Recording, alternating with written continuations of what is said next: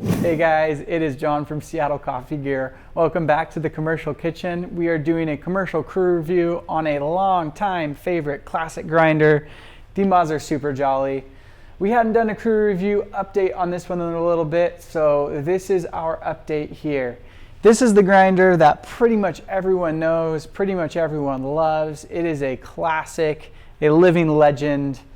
So we're gonna break down and talk about it just a little bit today. Everybody knows this is a flat steel burr grinder. It has 64 millimeter flat burrs. It has a pretty powerful motor for what it is. It's a 350 watt motor. These things are built like tanks. They are gonna last you forever, which actually ends up being kind of a bad thing sometimes because people won't change their burrs as often as they should. And so make sure that you're calculating the weight of coffee you've put through your grinder if you're using this in your shop, to make sure you're calculating the time that you should change your burrs at, just so you're representing your coffee as best as you can. And then also you're not going to be causing issues for your machine at that point or harming your grinder in the long run. Another danger of this grinder is when people will use it as a main grinder. If you are a busy cafe and you're using this for a main grinder, those burrs are going to get really, really hot and your coffee quality is going to suffer. If you're a high volume cafe, this should really be your secondary grinder. Maybe a decaf grinder or a secondary espresso should not be your main grinder. If you're doing more low volume, like if you're a bar or a restaurant and you're not doing a lot of coffee, this could be your main grinder and it would work really well for that. It's just those high volume situations that this is the grinder you want to avoid. One thing that is nice about this grinder is it does have this portafilter hook that is kind of slowly changed and updated over the years. The ones that I used to work on were all very sharp and squared off. This one is a little bit more rounded. Coffee nerds will probably point that out. And if you have worked in a coffee shop with one of these grinders, it probably didn't have this rubber piece on it because it probably came off over time. But this is actually a welcome addition that I would have really liked in the coffee shops I used to work in, because it keeps your portafilter, as long as I can get that in there, it keeps your portafilter from sliding around a lot when you're grinding. But overall, it's a really consistent grinder, very well quality, very good quality. It's gonna last a long time. My two qualms about it are that it is kind of slow. It is a little bit loud, and so at that price point now, there is quite a bit of competition. Granted, with this, you know you're going to get a quality grinder that it's going to last you a really, really, really long time. So you guys can kind of hear what I'm talking about with the noise. Let's go ahead and run it here. So let's get that in there. So if you are in a coffee shop, the stores that I've used this in were actually drive-through stores. It became kind of hard to speak to customers with that running in the background. And sometimes if you're grinding a double shot, that can be up to 10 seconds of this grinder running. That's 10 seconds you can't be communicating with your customer and making conversation. So that's one mark against it that makes it, makes other grinders stand up against it a little bit better. And then if you have a bottomless portafilter like this one here, it does start to wander a little bit, so you may want to kind of keep a hand on it, especially if you don't have this rubber piece here. It will really start to wander at that point in time, so you really need to keep a hand on it at that point in time. That covers some of the basics of it. Why don't we talk a little bit about programming and how that works? We'll reset our cameras here and get into that. Okay, let's talk about programming the Mazzer Super Jolly. This is very similar programming, the same program to a lot of other Mazzer grinders. So if you hold the menu button, that's going to take you to this flashing screen here. Then you can press one of these and that's going to take you to this timer screen where you can adjust that up or down. So that's now going to grind for 8.5 seconds. I'll hold that down, wait for that.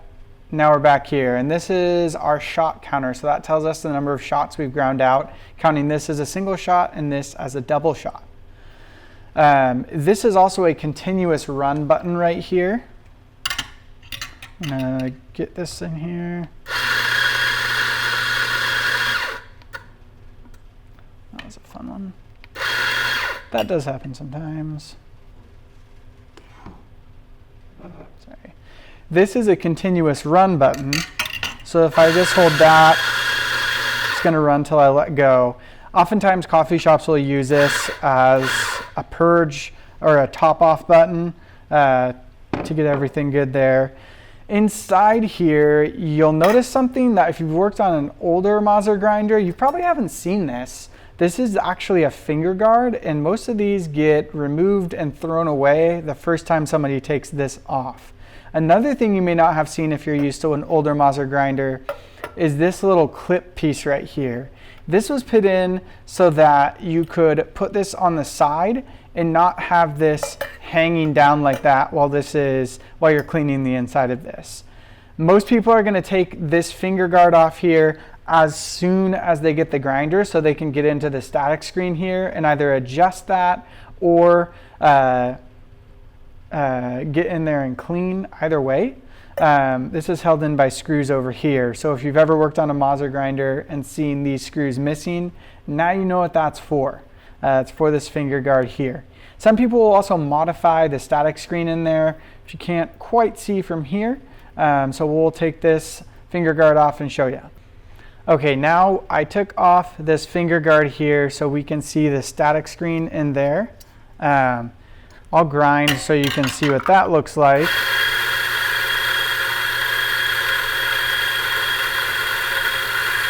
That's an interesting sight there. What that is doing is reducing the amount of static or loose grounds that are flying. If you notice, there is some clumping in my portafilter. You probably noticed that earlier in this video. I'm not saying you should do this, but some people do make modifications to that static screen to eliminate their clumping. That would void your warranty, so you didn't hear it from me, but that is an option with these grinders. Anyways, we'll reset and talk about adjusting. Now let's talk about adjusting this grinder. With any grinder, you want to make sure you have coffee in it while you're making adjustments, and you want to make sure you're making pretty small adjustments while you're doing it. So I'm going to run this double shot, and I'm just turning this collar. So in case you didn't see what I was doing here, this is the adjustment collar right here, and I was just turning this in a circle to crank that burr down and go a little bit finer. Now this grinder does have some coffee still hanging out in here between the burrs and the chute in here, so you want to make sure you purge roughly a double shot of coffee before you pull another shot and test out your grind setting. One of the more frustrating things for new baristas on a grinder like this is making an adjustment to their grind, and then instead of purging out coffee from the old grind setting, they'll go in right away and try that new grind setting, but the adjustment really hasn't taken effect yet at that point. And so you're just grinding on your old grind setting and frustrating yourself when you're trying to pull a shot and see that adjustment. So just make sure you purge about 2 shots from this grinder after you make your grind adjustment to make sure that you're getting an accurate read of what your grind adjustment is doing. One other thing I'd like to mention on this grinder, this was something that a lot of new baristas would do on this grinder, is to try and they would get really frustrated with inconsistencies in dosing. So they would notice that one shot was dosing at 18.5 grams, the next shot 19.5, the next shot 19, and so on and so forth. What can cause that sometimes is if you are smacking the side of this to try and get the coffee to fall out of the static screen in here.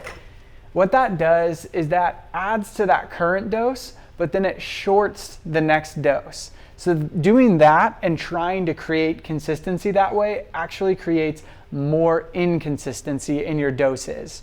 So your best bet is to just leave the grinder be, make adjustments to your grind, purge out those 2 shots after you make an adjustment, and then just let the grinder run and do its thing.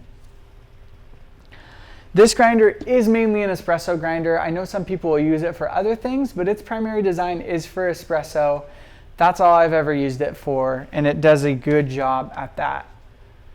Well, that is all I have for you guys on the Mazzer Super Jolly, a great grinder, a classic grinder. It's a legend. It's been around forever. It will probably continue to be around forever.